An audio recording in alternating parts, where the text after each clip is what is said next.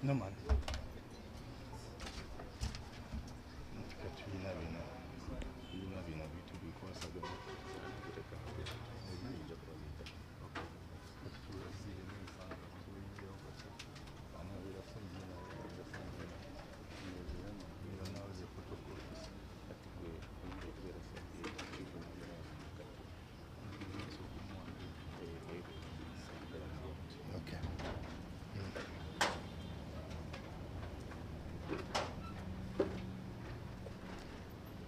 Good morning, ladies and gentlemen.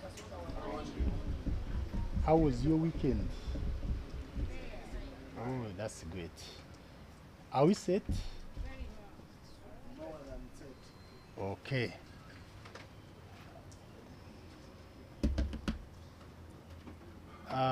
Ladies and gentlemen, today's press conference will be a one-item agenda, and that is to do with the launch of the revised FDC party electoral roadmap 2025. It will be addressed by none other than the Chief Electoral Commissioner, the Honorable Boniface Totelebo Kabamwenda. Allow me, before I give him the floor, to address the nation, to introduce the party leaders that has flanked him. We have Ms. Okwela Mujisha, is a NEC member, Secretary for Health. We also have our councillor in Kampala Central, Mr. Al-Kabul Akankwasa Juma, and we also have our chairperson for Bukoma Simbi District, the party branch chairman, Mr. Jumba Rashid. My name is Mulindwa Walid Lubega. I'm the Deputy Secretary for Publicity, in charge of publication and documentation in the Forum for Democratic Change. Without taking any time, allow me to give the floor to our Chief Electoral Commissioner to address the nation. Mr. Chairman, Kalib. Thank you very much, the Deputy Chieftaincy of Public and Documentation, media practitioners, the gallant FDC men and women, fellow citizens, I warmly welcome you, all of you really, to today's press conference. Following the 252nd NEC meeting, which adjusted the current FDC roadmap 2024 to 2026, the FDC National Electoral Commission held a meeting on Friday, 28th March 2025 to that effect and made the necessary adjustments. The picking of expression of interest forms stays and has been extended to 30th May. This is for any other primary party positions. But for the presidential flag bearer, the picking of nomination forms will be done on the 30th and 1st of May. That means Wednesday and Thursday. You pick nomination forms. So the expression of interest for presidential flag bearer, you can still express, but nomination will be on Wednesday, April 30th, and Thursday, the 1st of May this year. Nomination will be done at party headquarters, and this will be done on Monday the 5th and Tuesday the 6th of May. When you pick a nomination form, you indicate the position you want. That is presidential flag bearer. You put your surname and other names. It contains where you have to fill, indicating the village, constituency, district. You also indicate the date of birth. You sign as an aspiring candidate and the date is fixed. This nomination is handled by the Chief Electoral Commissioner, who becomes the returning officer for that exercise.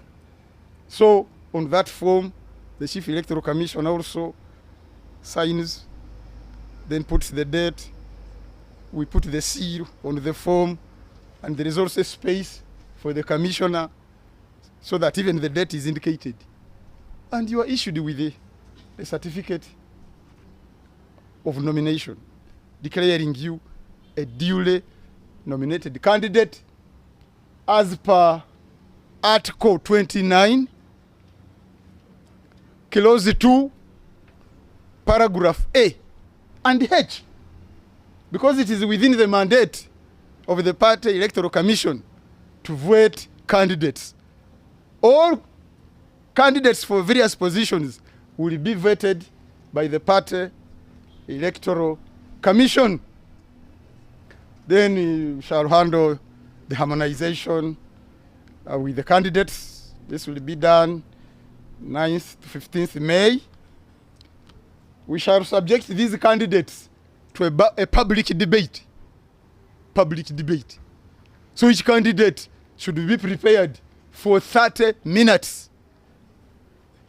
And thereafter, allow questions to come to the Constituent Assembly. We were mandated to address 30 minutes the audience. Another for questions and answer. That was the practice, but it was removed.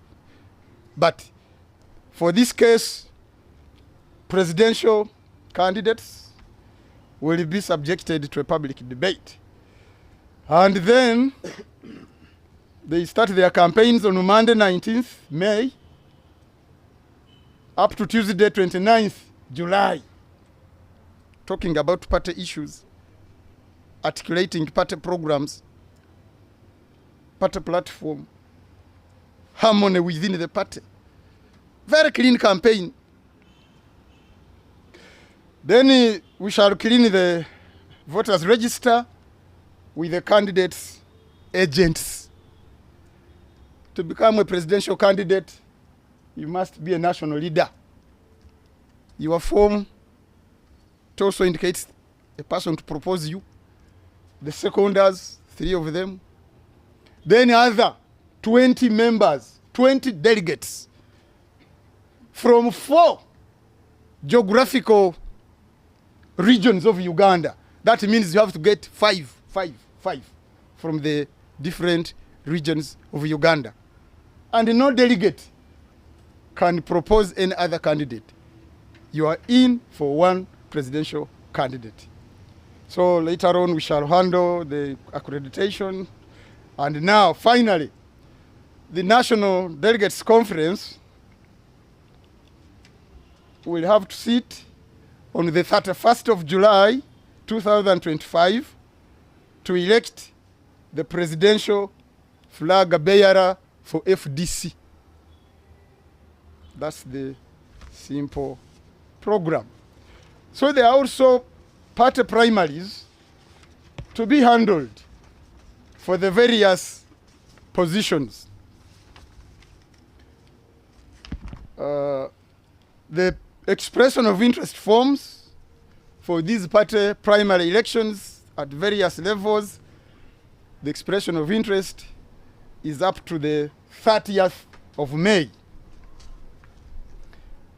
The picking of nomination forms for Parliament, local government, LC5 chairpersons, and municipality mayors will be 4th of June and the 5th of June, 2025.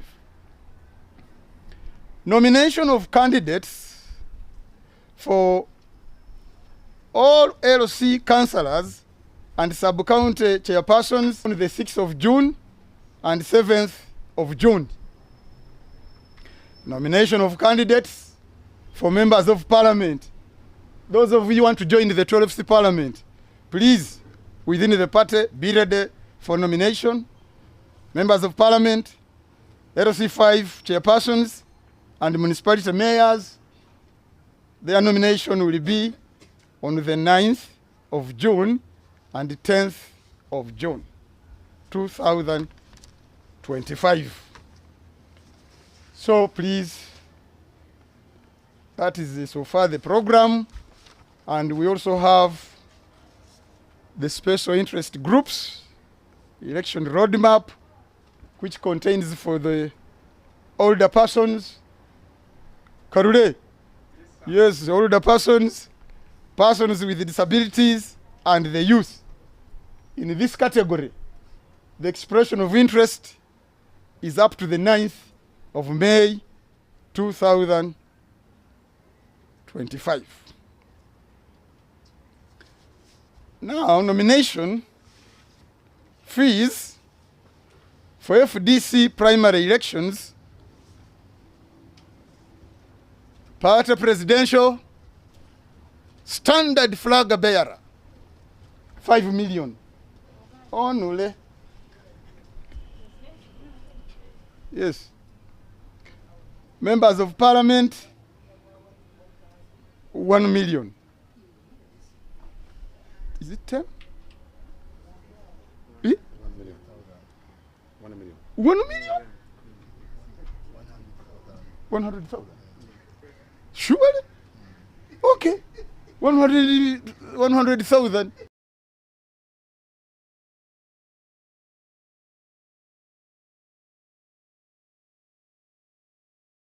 $100,000.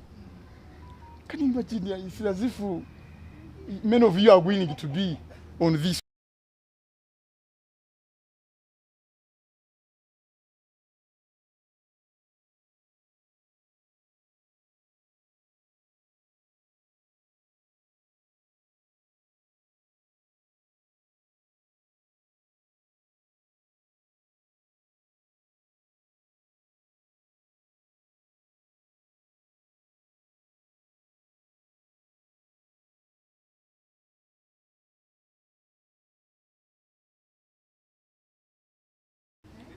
Free. National ID.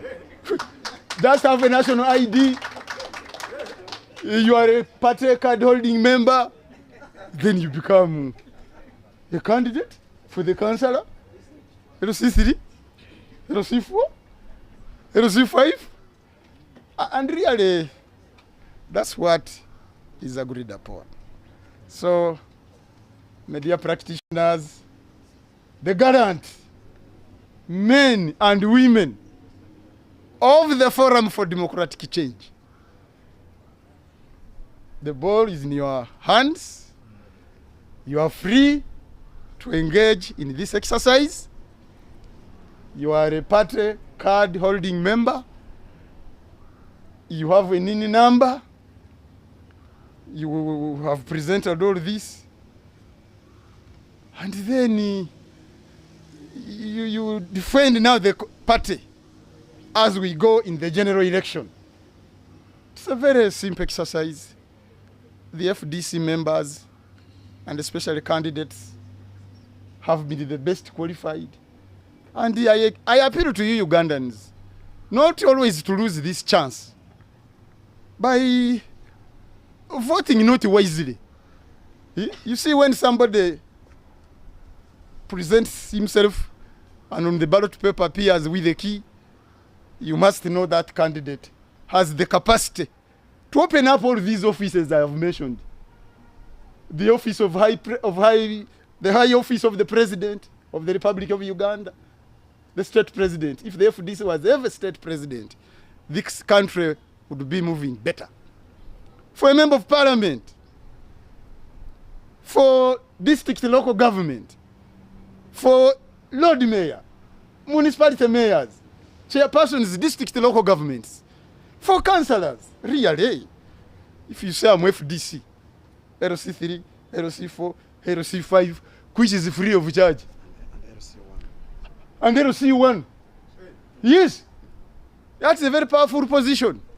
So please, members of the Forum Democratic Change, wherever you are, vie for all these positions. I thank you very much. Thank you very much, the able chairperson of the Electoral Commission, for the wonderful, comprehensive, revised roadmap. And I hope Ugandans who are following us out there are now sure that the FDC does not exclude Ugandans. It gives you a platform to compete, and the process is very affordable to everybody. Allow me to invite questions and answers from the media practitioners before we switch on to Uganda. Any question, any clarity? Are we okay with the roadmap? 100%. Yes.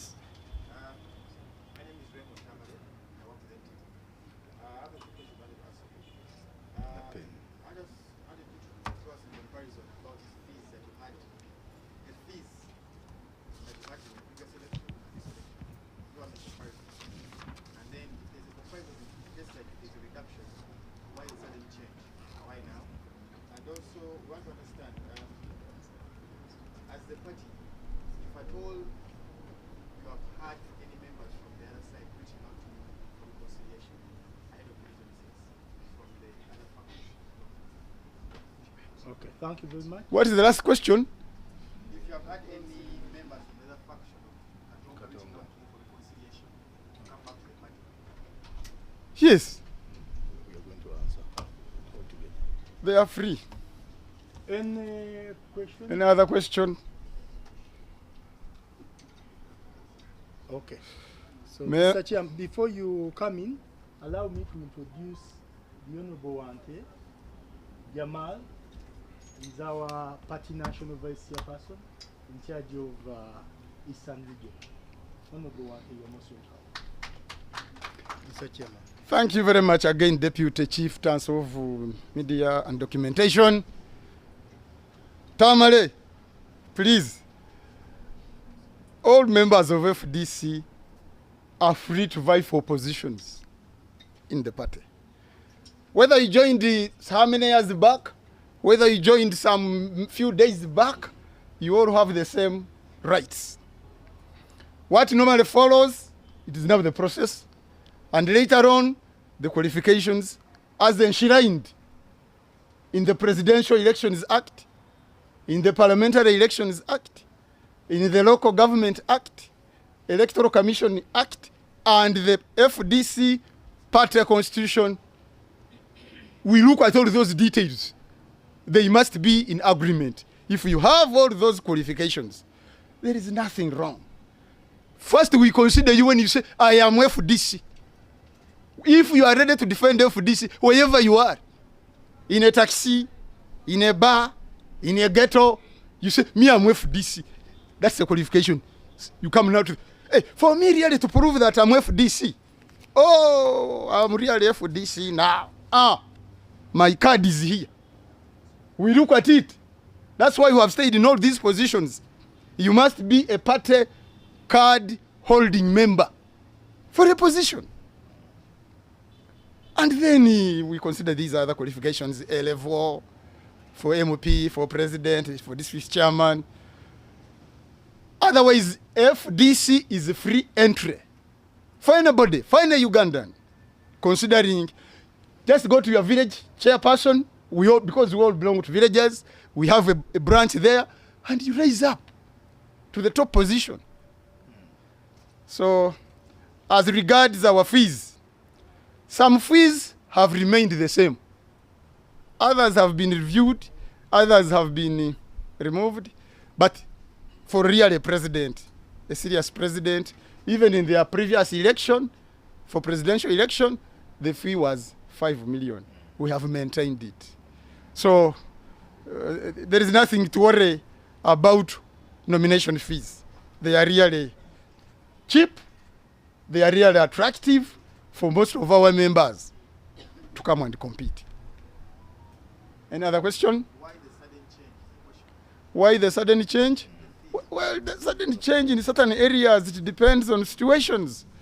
Many of our people, many Ugandans are facing financial hardships. So really, that's why we had to reduce.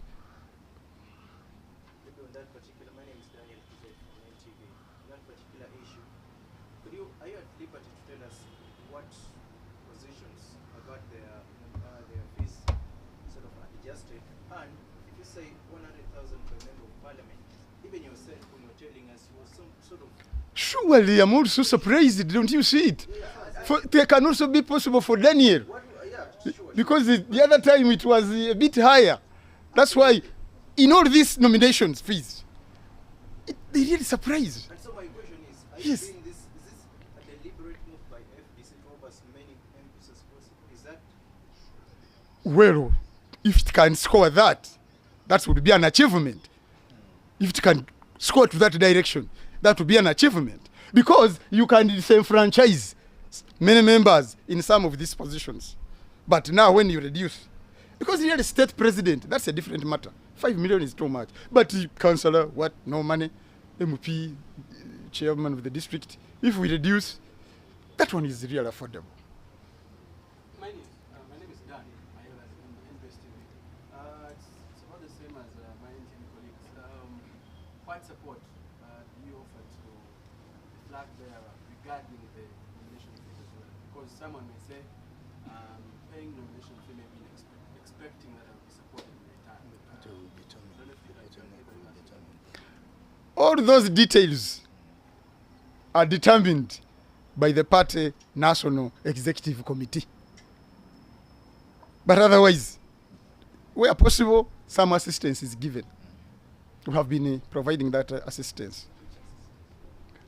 Campaign materials, posters, T-shirts, nomination fee. We have been doing it. Any other question? Shall come to you personally because Who? To who? because what I wanted is this.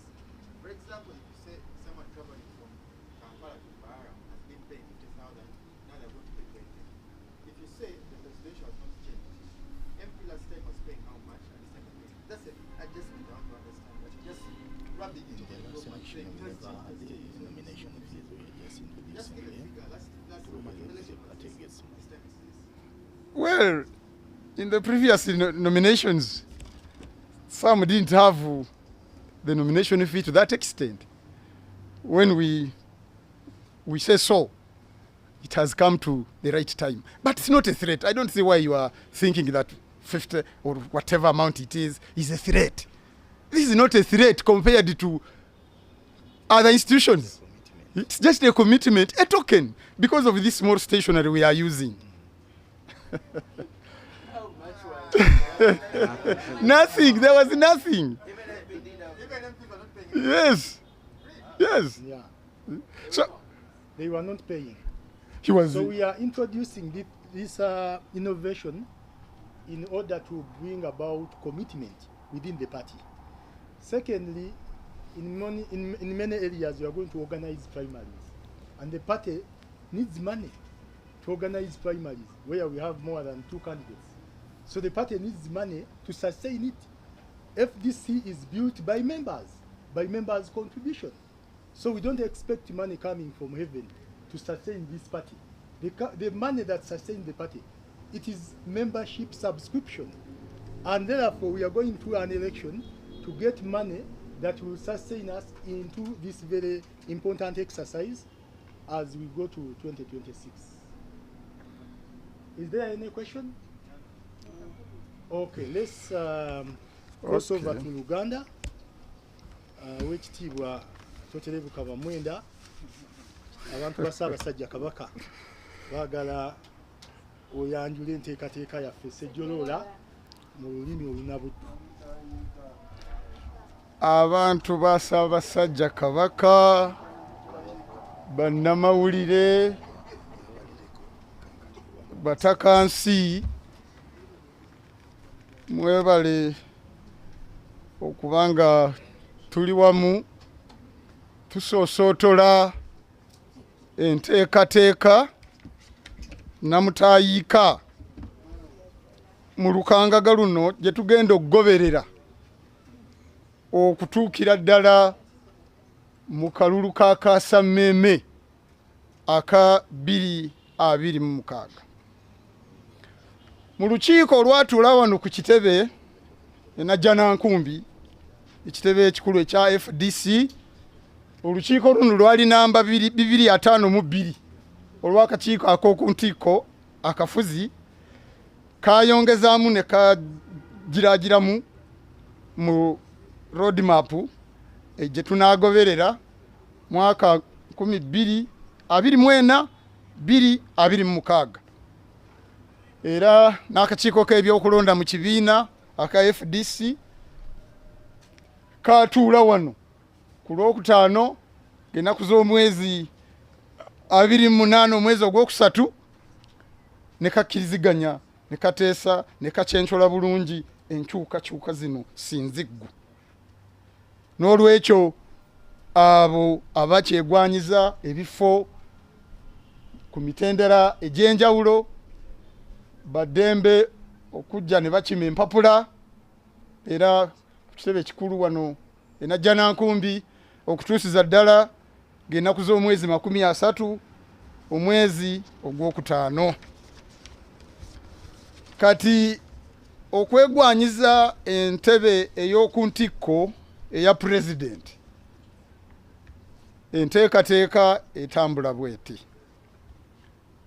Mujje wano ku kitebe ekikulu e Najjanakumbi, oyagala kwesimbawo oyivuganye ku bwa pulezidenti, ojje okime empapula ez'okwewandiisa ennaku z'omwezi 30 omwezi ogwokuna n'olunaku olusooka omwezi ogwokutaano. Muzikime wano ku kitebe ekikulu. Kati empapula ezo mujja zikomyawo nga mumaze kujjuza bulungi foomu, n'oteekawo waggulu ekifo ky'oyagala, presidential flag bearer, kukwatira ebendera ekibiina kya FDC, n'okateekawo wali ne tukalaba, n'owandiika amannya go n'amalala g'olina, n'otuteekalako olunaku lwe wazaalibwa, ekyalo gy'ova, constituency, district form eyo erina okubeerako n'erinnya lyoyo akuwaayo gwe tuyita proposer akusembye nti ono nze gwe njagala akulembere abeere flag bearer. Kakati naye alina okubeerako n'amannya asatu wano agasekondinga agasemba. Kakati ate ne ba delegates 20 nga bava mu gatundu aganene aga Uganda ana ka Buganda mweri amambuka east west kati buli kitundu nga bavwayo abawagira 5 mu region zenya be bantu 20 olwo juza form eyo gwe n'oteekako erinnya lyo ayagala ekifo n'ennaku z'omwezi kati n'akakiiko kennyini akakulira naye n'ateekako amannya ge n'ateekako ne stampu n'omukono gwe n'ennaku z'omwezi ne commission omulala naye n'ateekako omukono. Hati netukuwa ebbaluwa ekusemba nti kati oyiseemu oli candidate. Kati mu ekyo ekiddako akakiiko ako ak'ebyokulonda kakuwa certificate ekakasa nti kati oli candidate. Olwo nga kasinziira mu ssemateeka w'ekibiina article namba 29 akayingo ka 2 akatundutundu kutuukira ddala ku mu ssemateeka. Kati ate waliwo n'okuvetinga kubanga buli bakandidate bona aba FDC era babaddemu ekibiina ne kibavetinga. Akakiiko akakulira ebyokulonda mu kibiina ne kavetinga. Kakati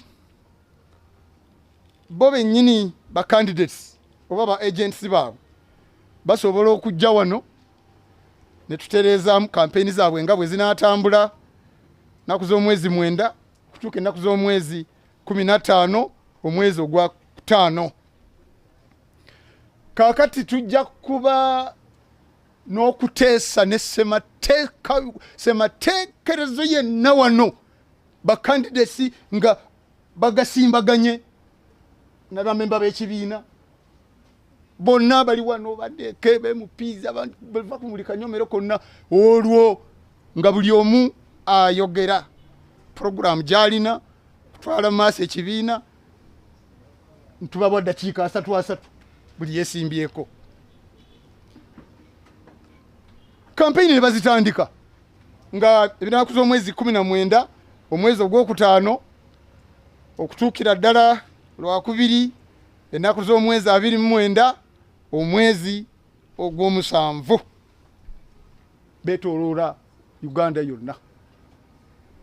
Kati olukalala lw'abalonzi era tulina okulukkiriziganyako n'abo abeesimbyeko ku bwa president oba ba agenti baabwe bajja wano ku kitebe ne tulongoosaamu. Then kati olukiiko tabamiruka lwe lunaalonda anaakwatira ebendera ekibiina kya FDC. Olukiiko tabamiruka lulina okutuula ng'ennaku z'omwezi 31 omwezi ogw'omusanvu. Era kati ekitegeeza ennaku z'omwezi 31 omwezi ogw'omusanvu eggwanga tujja ddyanjulira anaaba yeesimbyeko akutte ebendera ku lw'ekibiina kya FDC. Kati waliwo n'abajja okuvuganya mu bifo ebirala. Tulina akamyufu kaffe ke tuteekayo naddala waliwo okukimya abo bakyagwanyiza entebe zino bwa kansala bwa MP bwa ssentebe wa district abo bakyasobola okuwaayo obwagazi bwabwe okutuusa ennaku z'omwezi 3 omwezi ogw'okutaano. Kaakati bajje bakime empapula wano ku kitebe ekikulu oba mu Electoral Commission abaagala obwa councillors abaagala okubeera bwa ssentebe bw'amagombolola balina okukima empapula ennaku z'omwezi 2 omwezi ogw'omukaaga n'ennaku z'omwezi 3 omwezi ogw'omukaaga. Okukimayo empapula lwabo abaagala okugenda mu parliament eno ey'e12 bamemba ba parliament abaagala okubeera bassentebe ba madistricti bameeya b'ebibuga empapula muzijjeyo ng'ennaku z'omwezi 4 omwezi ogw'omukaaga n'ennaku z'omwezi 5 omwezi ogw'omukaaga. Kati okusunsulamu abaagala ebifo by'obwa councillors n'ebifo by'obwa ssentebe bw'amagombolola kuno kujja kubaawo ng'ennaku z'omwezi 6 omwezi ogw'omukaaga n'ennaku z'omwezi 7 omwezi ogw'omukaaga. Okusunsulamu abaagala okugenda mu lukiiko olukulu olw'eggwanga bassentebe b'amadistricti bameeya b'ebibuga kubasunsulamu kw'ennaku z'omwezi 9 omwezi ogw'omukaaga n'ennaku z'omwezi 10 omwezi ogw'omukaaga. Kati basebwe ne bannyabo tukyalinayo ebifo ebirala kwabo boyinza okweta aba special interest groups. Abo nabo tulina enteekateeka yaabwe sejjoloola mwe banaatambuliza emirimu gyabwe beegwanyize ebifo eby'enjawulo. Kati muno mbeeramu n'abakadde bano baluwedde ku mpagala. Baluwedde ku mpagala bannamukadde bakirinvi, mulimu abalina obukosefu, mulimu n'abavubuka. Kati bano okweyagaliza ebifo ebyo eby'enjawulo kukyagenda mu maaso kutuusiza ddala ng'ennaku z'omwezi 9 omwezi ogw'okutaano bajja kukima empapula ng'ennaku z'omwezi 12 omwezi ogw'okutaano n'ennaku z'omwezi 13 omwezi ogw'okutaano. Bazikomyewo wano okubawandiisa kusunsulamu ennaku z'omwezi 15 omwezi ogw'okutaano n'ennaku z'omwezi 16 omwezi ogw'okutaano. Kubanga era nababuulidde nti ebifo byonna mulimu vetting process, bifo byonna ebya FDC era akakiiko k'ebyokulonda kalina obuyinza obwo okuviira ddala mu ssemateeka article 29 kiloze ey'okubiri namba bw'ogisoma mu ssemateeka wa FDC ekkiriza akakiiko k'ebyokulonda okuvetinga. N'olwekyo ekyo kijja kukolebwa ennaku z'omwezi 19 omwezi ogw'okutaano n'ennaku z'omwezi 23 omwezi ogw'okutaano. Kati bano bagende mu kamyufu. Akamyufu ka ennaku z'omwezi 26 omwezi ogw'okutaano okutuusiza ddala ng'ennaku z'omwezi 30 omwezi ogw'okutaano. Naye bannayuganda bannange, leero kino ekintu ndowooza kijja kwanguyira buli memba w'ekibiina, kubanga kyanguyira buli omu. Oyagala kukwatira ekibiina ebendera weesimbe ku bwa pulezidenti, kugikwatira ebendera ekibiina nga pulezidenti bukadde 5. Oyagala bwa MP 10,000. Oyagala bwa ssentebe bwa district oba bwa ssentebe bw'ebibuga, ebibuga na bino ebinene 5,000. Waliwo municipal ne divisions bameeya abo ku lulengo olwo 2,000. Kati bano bakansala wa Muluka, wa Gomborola agenda ku district, abo bakansala abo bonna beerusi basentebe ba byalo bwerere tewali kansente ke tubasabye bamemba kati ffe akakiiko k'ebyokulonda kabagize mugende mwabikoeyo mwabikeeyo sisi kubanga tibikyali atikati ekigaana okwesimbako ng'oli memba akadi ogiwaddeyo oli memba w'ekibiina tugambye wano bwa kansala bwerere biki sente buno obusente bwa munyoto era awo n'ogamba nti ekibiina kya FDC nkiwagira n'abula we neenyiga bazebwe ne banyabo mwebale nnyo mwebale okumpuliriza.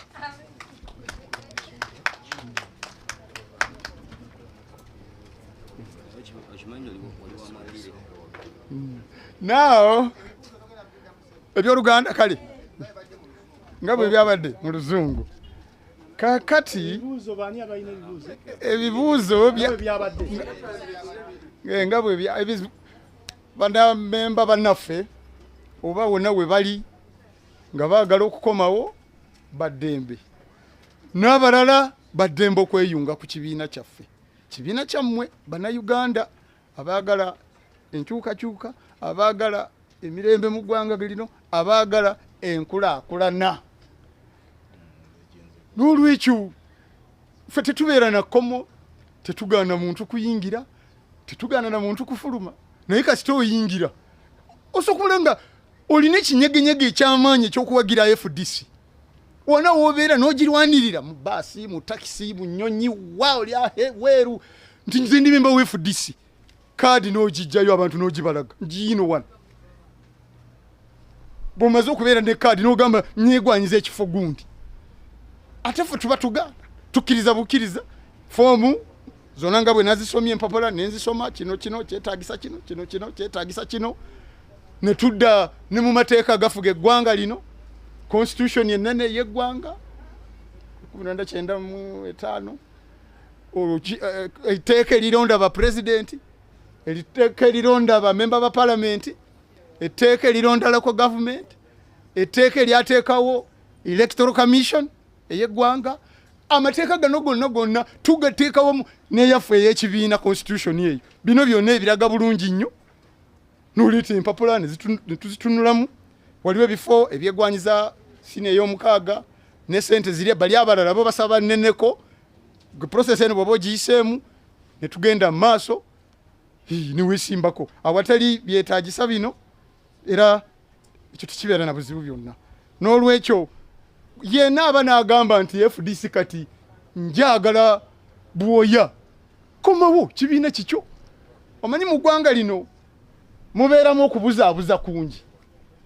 Bannayuganda bannaffe babateeka mu olusi propaganda ne bababuulira ebintu ebimu ne bababuzaabuza, naye oluvannyuma omuntu afune ekitangaala n'agamba kankole ekyetaagisa. N'olwekyo guli wa ddembe okujja kibiina kikyo. Nga n'abalala abapya n'abakuze kaadi yiino wano, kubanga ebisaanyizo bino byonna twabize nga biraga olina okubeera ne kaadi. Kakati esente nazo ezimu zisigaddeyo nga bwe zaali. Okuggiramu ddala okwate ebendera ogende mu kalulu ka general election aka 2026. Mwebale nnyo bannayuganda bannange. Kakati, my name is Boniface Toterebuka Bamwenda, Chief Electoral Commissioner of the Forum for Democratic Change. By virtue of the powers conferred in me, Article 29, Clause 2, Paragraph A to H of the FDC Constitution, I take this opportunity to launch the Forum for Democratic Change Roadmap 2025 2026, attached with guidelines, I therefore launch it. One Uganda. One people. One people. One Uganda. This is the roadmap 2025-2026. It's okay. FDC roadmap 2025 to 2026. One Uganda. One people. One people. One Uganda. So help me God. Thank you very much for the comprehensive address about the roadmap. And I hope our candidates out there are warming up. FDC is very open to everybody. So come and contest on behalf of FDC. The doors are open to every member and even non-members who are willing to join us. We are willing to open the doors for you so that we offer a clean, verifiable, free and fair election. Thank you very much for your kind attention, members of the court. Have a good day. There is someone here who votes for Nyachitara. Can give you briefly? No problem. Good. We are one Uganda, You one are people. finished, but he's going to do for Nyachitara. Just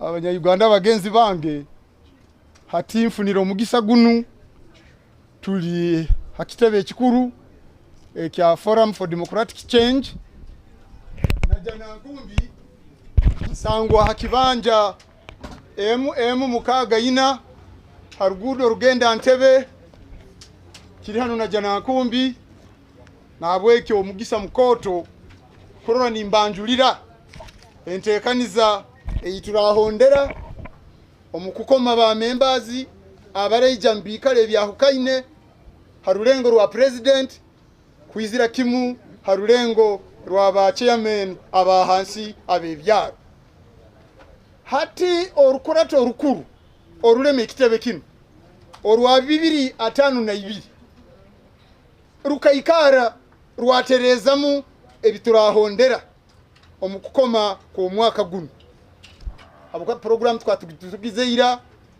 2024 kwika 2026 hati akakurato akebyo bururu akanyebembera nakakaikara hano kya katanu ebiro byokweza 28 mwezi gwa kasatu kaikiraniza nempinduka hindukezo hati abakyayenda kwesimba bikaro baino obugabe kwija bakatabale empapura kwike ebiro byokwezi 30 omwezi gwa katanu omwaka guno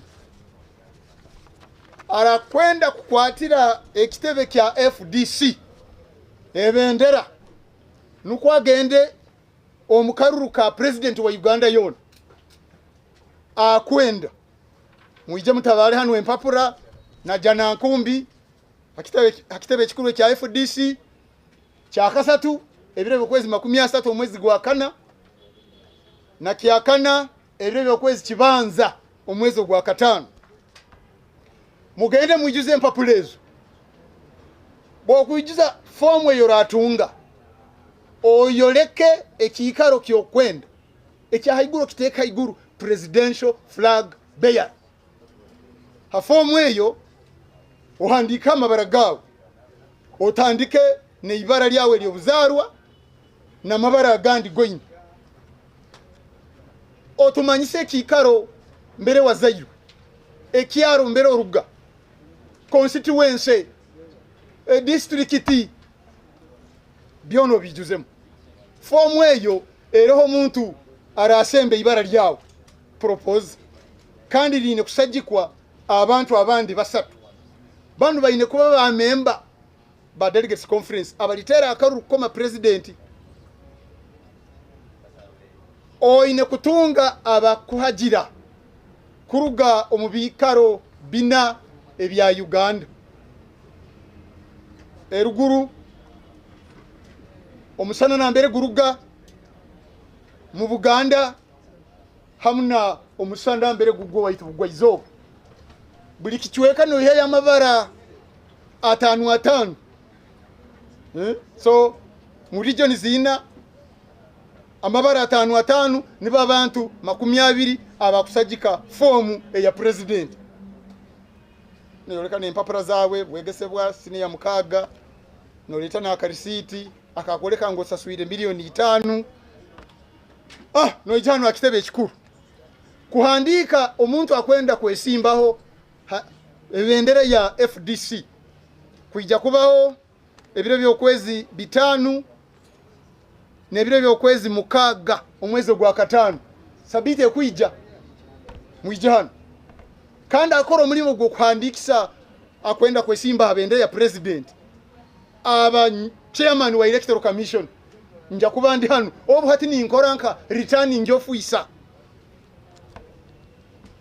biragiro bikwikiriza kakurato ka Electoral Commission kuchenchuramu voting habuka buli bikaro byone bya kasitoka kwesimba hakikaro kyona hatora bire muri ebi voting ekingu bayini ngamba voting nikijja kolebwa no kuongera kutereza banu ba candidates engeli barali batamu enkurato zabu kinu nikijja kolwa ebiro byokwezi muenda kwike ebiro byokwezi 15 omwezi gwa 5 omukitabe kya itikino kya FDC abeshimbireho uyini kuba musaije kumbarangule situgwanda bano bakufotokera mujja kuija hanu mugasimbagane n'abantu abali bahanu kimanyira bamahure baroho abekitebe baroho bamemba ba parliament baroho abakakurata kahiguru akaneke baroho ensi yone roho ekurora ngeri okubaza okusobora ko kuba president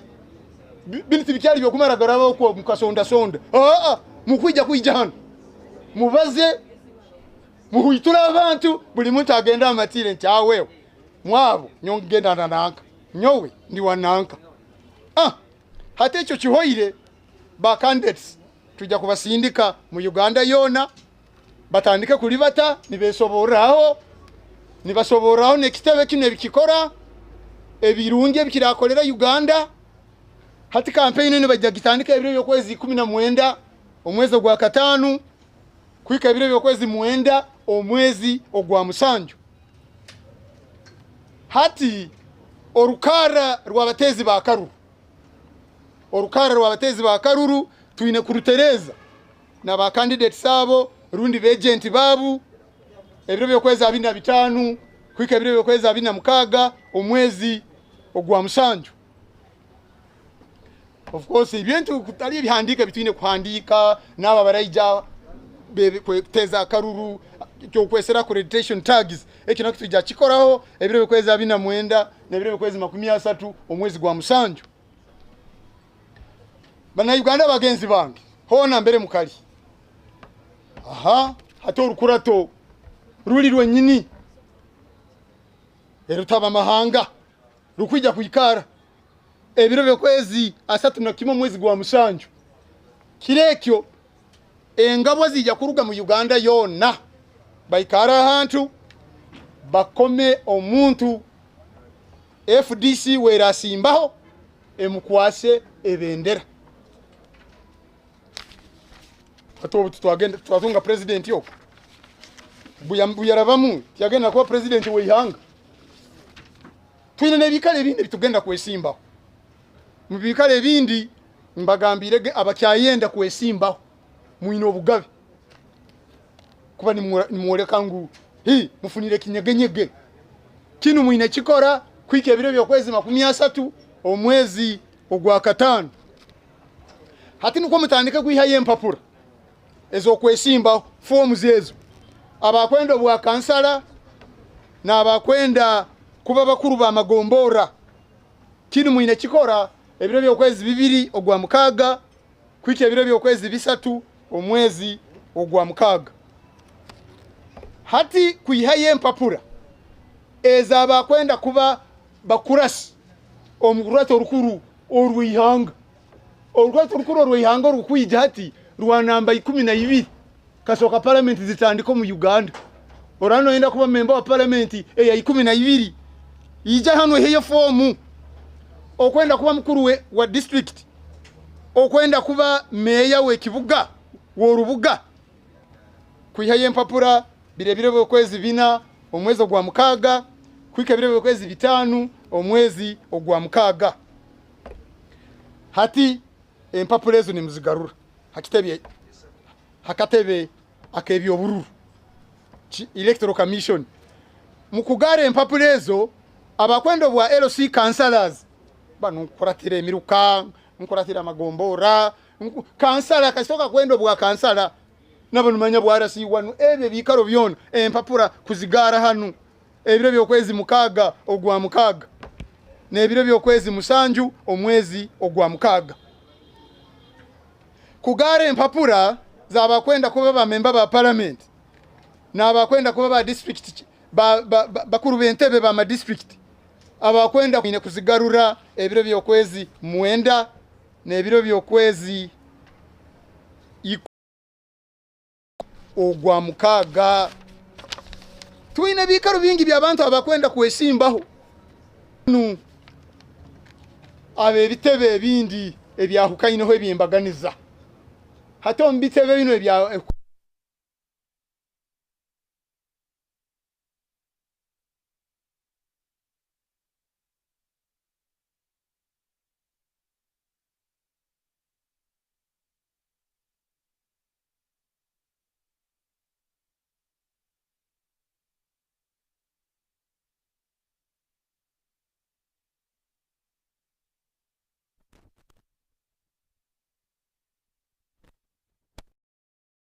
mapwenu abasigezi muri bangi hatukwe handikisa kwanyu kugenda kuti mukyashobora kuoleka ngunenyo mukwenda kwesimbaho hakikaro kyono kinu kwija kwika ebiro byokwezi 9 omwezi ogwa 5 kutabale empapula akakura toke byokutero buru ebiro byokwezi 12 omwezi ogwa 5 hamne ebiro byokwezi 13 omwezi ogwa 5 empapula ezo kuzigara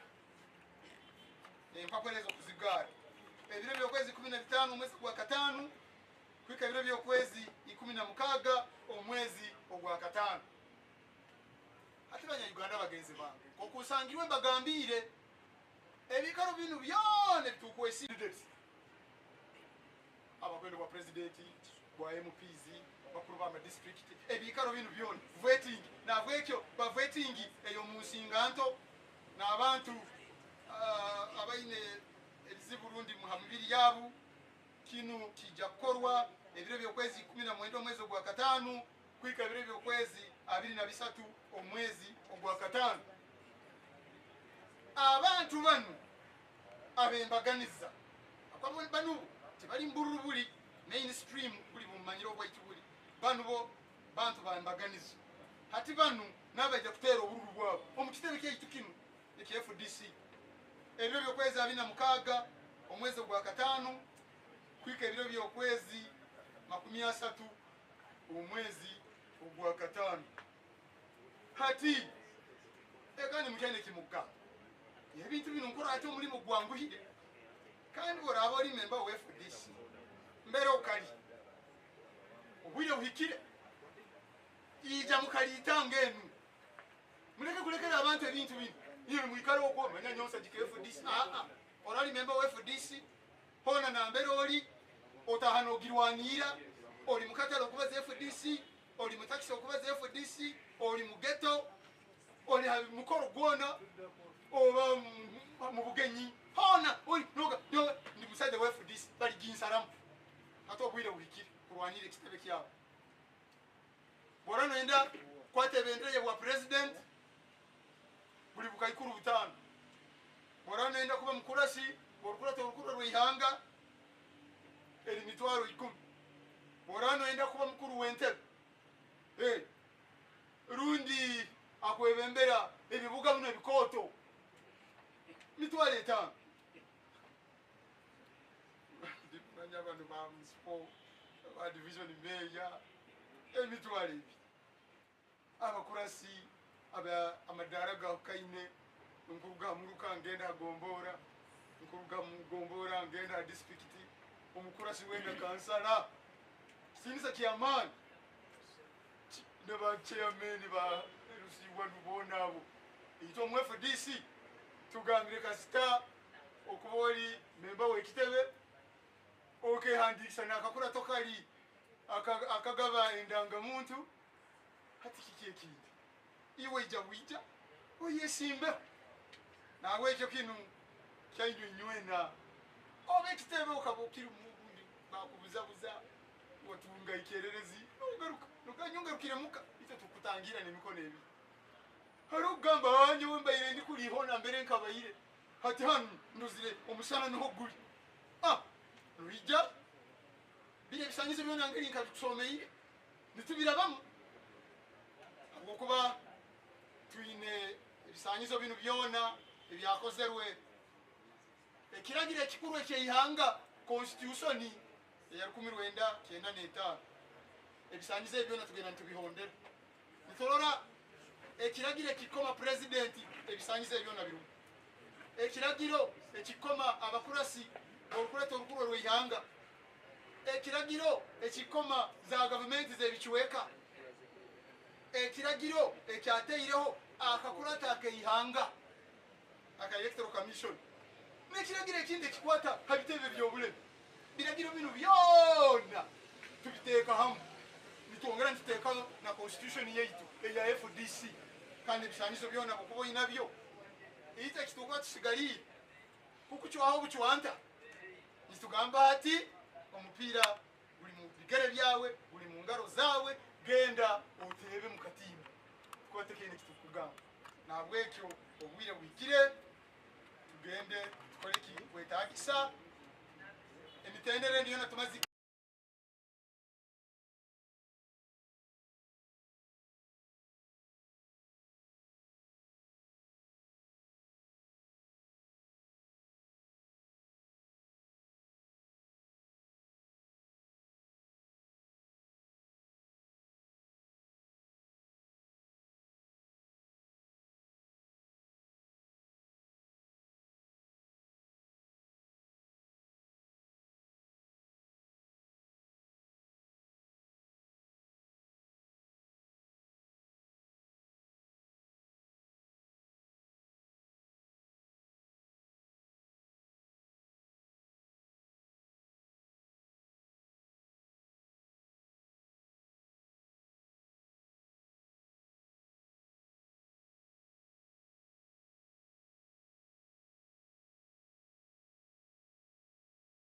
bayibi hariyo nakalaini kandi kwika ha namba ya ha kampera kimo busobozi kuba ninyebembere byoburu omukitebe kya FDC nabwekera omumani yago agakumpeba constitution nintwaro omugisa guno kubanjura entekaniza nemiribatire yekitebe kya FDC kyerarabamu omukalita ngeno yakaru ekitabu kinu kikoleka ngeri turali basa ebyokoma tandika no mwaka gwa 2025 kwikira kimo tulimaliriza no mwaka 2026 nabwekyo ekitabu kinu kibolekere kitandikisizaho ati kisigalire inyo ba members ba FDC kukola kintu kikwetagisa nuko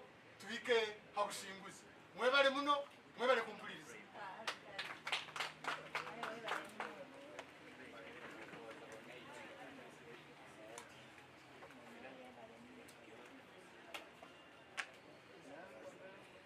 well picking of nomination cards, picking of nomination forms is going to be on Wednesday this week and Thursday this week.